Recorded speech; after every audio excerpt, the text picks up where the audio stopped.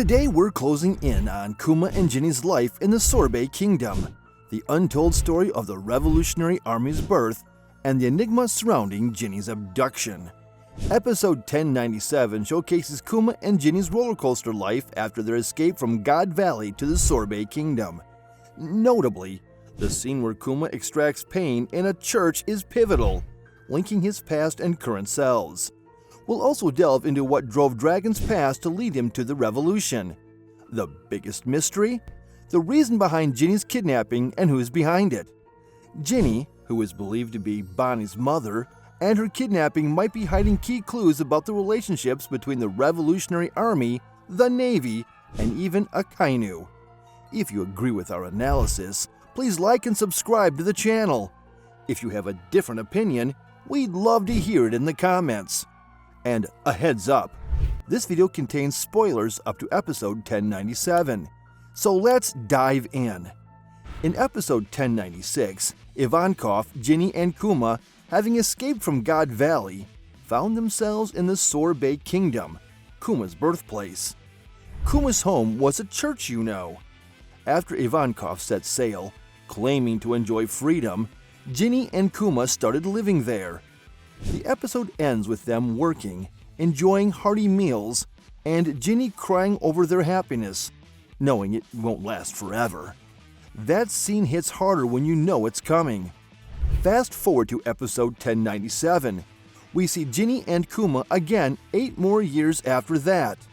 Kuma, now a robust 17-year-old, has grown into the figure we know well as Bartholomew Kuma. He was a pastor on that island. It might surprise some, given his current status as a human weapon and former position as one of the 7 warlords of the sea. But Kuma has always been seen with a Bible, hinting at his religious background and faith. So the Bible he had since his first appearance ties back to this moment, where it all comes full circle. Kuma, using his paw-paw powers, was extracting pain from the elderly at the small church on the island. This mirrors what he did to Luffy at Thriller Bark, connecting the past and present. The elders, rejuvenated after Kuma relieved their pain, revered his hands as miraculous, asking him to perform the miracle even on weekdays. But Jeannie, now 21, appears annoyed, scolding the elders for their audacity despite not paying. She's transformed from the gluttonous tomboy to a beautiful woman resembling Bonnie. Speculations about Jeannie being Bonnie's mother, given their shared trait of overeating and similar names. It seems almost confirmed now by her appearance. Her beauty, causing constant confessions from townsmen, matches up with her high facial and style standards. Seems like Bonnie's sharp tongue comes from Jeannie too. And with this, it's clear that Kuma wasn't originally a king or royal. Back then, the Sorbet Kingdom was ruled by King Bekele, notorious for his tyrannical governance. The kingdom wasn't wealthy to begin with, so the citizens struggled to survive, burdened by the heavy tributes demanded by the celestial dragons. It was similar to the situation of the now erased by Emu, Lulusia Kingdom. King Bekele would imprison anyone unable to pay these tributes, a brutal act unfit for a king. Prisoners weren't even fed, leading to numerous deaths from starvation. Getting arrested meant a death sentence, as the king likely skimped on prisoners' food to line his pockets or please the celestial dragons. Thus, the elderly needed to stay healthy to work and continue paying tributes.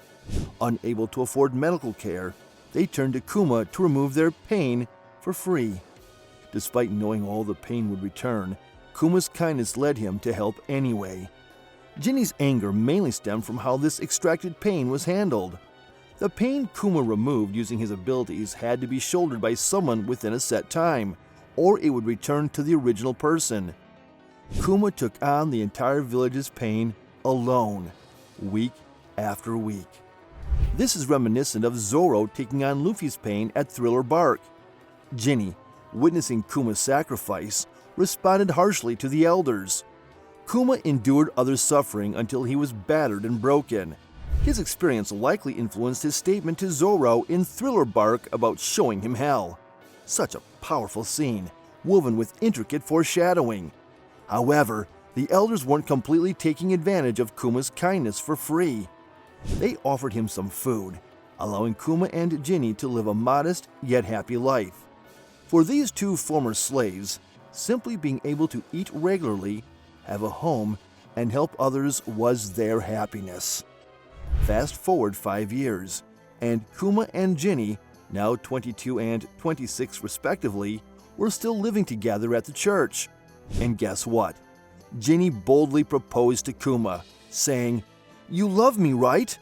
I'll make you happy, so let's get married." That assertiveness sure reminds us of Bonnie, doesn't it? But Kuma, fearing he might bring unhappiness to Jeannie, continued to refuse marriage. He had witnessed his father, a Baccaratian, being captured. Knowing his own Baccaratian lineage, Kuma believed their union could not be. His mother, who wasn't Baccaratian, was enslaved and killed. Kuma feared that if he was captured, Jeannie and their potential children might also suffer the same fate. To divert from this sensitive topic, Kuma brought up a newspaper article. It was about the self-brave army led by Dragon, causing demonstrations in various countries, and Dragon's wanted status. This is when Kuma first became aware of Dragon. He talked about Dragon as a hero fighting for others, and expressed a desire to someday head out to sea and use his life to help others, just like Dragon. 3 years later, in the Sorbet Kingdom, a pivotal event occurred.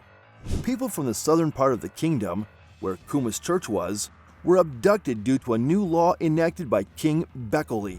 He declared the southern part as non-territorial, essentially stripping the people there of their rights. This was his tactic to reduce the tribute payable to the celestial dragons by not recognizing the southerners as citizens. Pushed to his limits, Kuma confronted the king's town, demanding the release of the abducted, which led to his imprisonment. Knowing the horrors of slavery, he couldn't stand by and watch this happen. Jeannie, too, was arrested in her attempts to free Kuma, along with members who later joined the Bonnie Pirates. It seems they wanted to save Kuma, partly because of their fondness for Jeannie. Then, Dragon and Ivankov appeared, rescuing Kuma and Jeannie, and overthrowing the Sorbet Kingdom from its tyrannical rule. Likely, Ivankov remembered them being there and brought Dragon to meet Kuma. Joining the freedom fighters, they fortified their ranks, leading to the birth of the Revolutionary Army. Kuma inquired about Dragon's weapon handling skills and learned that Dragon briefly served in the Navy. Garp had succeeded in enlisting his son in the Navy, but it didn't last. But this has considerably increased the likelihood that Dragon has a pipeline inside the Navy. Not sure how long he has been in the Navy, but this raised the possibility of Dragon having inside information and organizational structure about the Navy. Dragon's disillusionment with the Navy's notion of justice likely stemmed from a significant incident, which might be explored later. Deciding to follow Dragon, Kuma made his choice, impressed by Dragon's assurance of no regrets. Meanwhile, Kuma occasionally returned to the Sorbet Kingdom to check on everyone at the church. Jeannie, operating in a different unit, eagerly awaited reunions with Kuma. But amidst this happiness, a sinister figure approached Jeannie, leading to her abduction.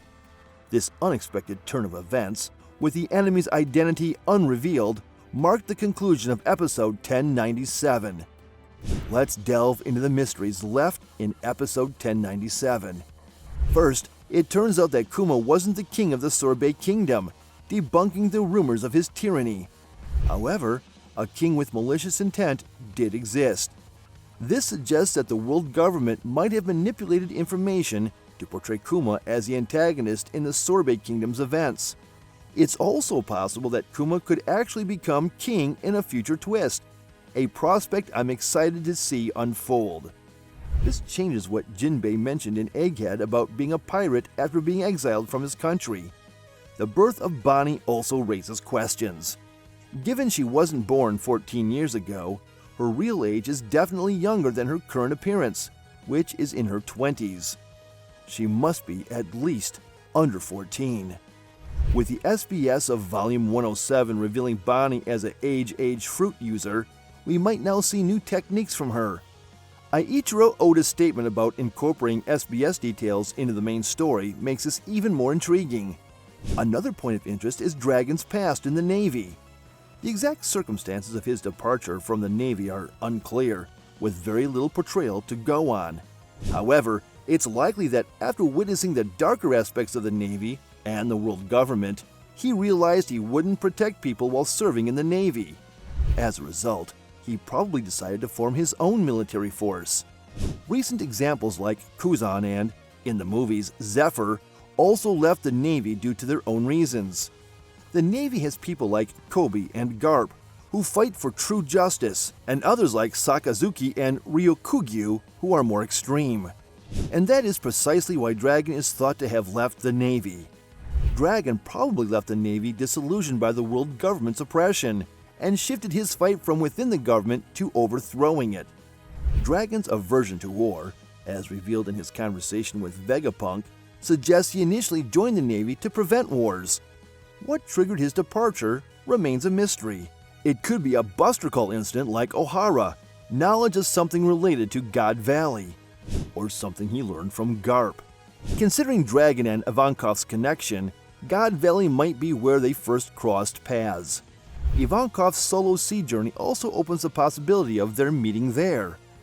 The final burning question from episode 1097 is, who abducted Jeannie? Since the Revolutionary Army primarily battles royal armies, the unexpected perpetrator likely wasn't from any kingdom. A key clue lies in Akainu's knowledge about Bonnie. It's speculative, but Akainu's remarks suggested he knew Bonnie since her childhood and had captured her. Considering that Akainu and Dragon are of similar ages and both served in the Navy, it's plausible that Akainu is deeply involved with Dragon, the Revolutionary Army, and Kuma. They might have been contemporaries in the Navy.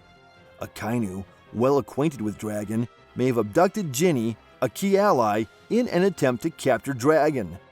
The fact that they are now leading opposite forces, the Navy and the Revolutionary Army, might be foreshadowing something significant. Dragon had mentioned his disillusionment with the Navy's sense of justice. Ivankov, too, had seen the Navy as an organization with the same goal of helping people. This could be a foreshadowing hinting at a potential alliance between the Navy and the Revolutionary Army in a future final battle against the world government. Such a development would certainly be a thrilling turn of events. So that's my analysis. But what do you all think? That's all for today. This channel posts summaries, explanations, and ranking videos related to One Piece.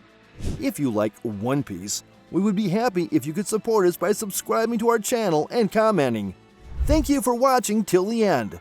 See you in the next video.